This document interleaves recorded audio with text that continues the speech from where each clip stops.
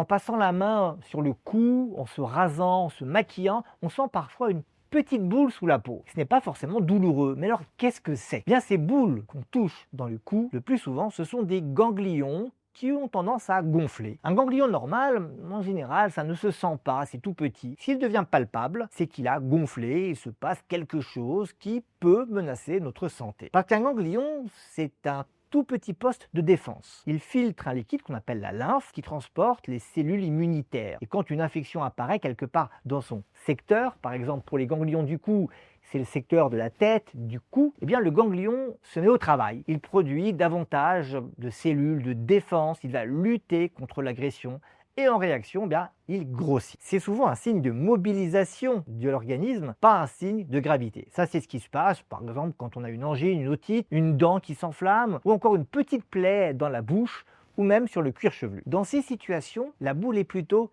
souple, mobile, elle est sensible quand on la touche, et elle diminue spontanément en 2 à 3 semaines, une fois que le problème infectieux est réglé. Parfois, la situation est différente, le ganglion est gonflé, mais il est plus ferme, voire dur. Il n'est pas du tout douloureux, il est moins mobile, il est fixé quand on le touche.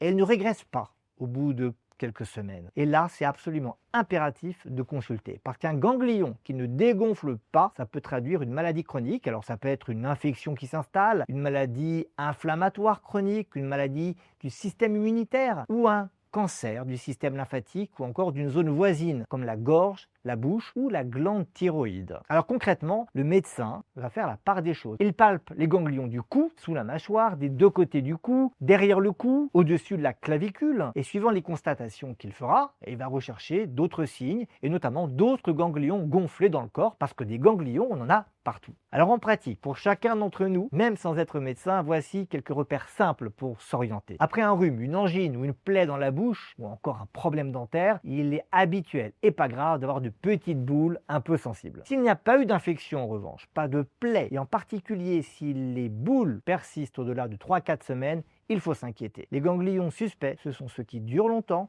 qui sont durs, totalement indolores et qui sont fixés. On retient que ces ganglions du cou, ce sont des sentinelles. Quand ils gonflent, ils signalent que le corps agit. Quand ils ne dégonflent pas, ils demandent qu'on les écoute, sans panique, mais sans attendre.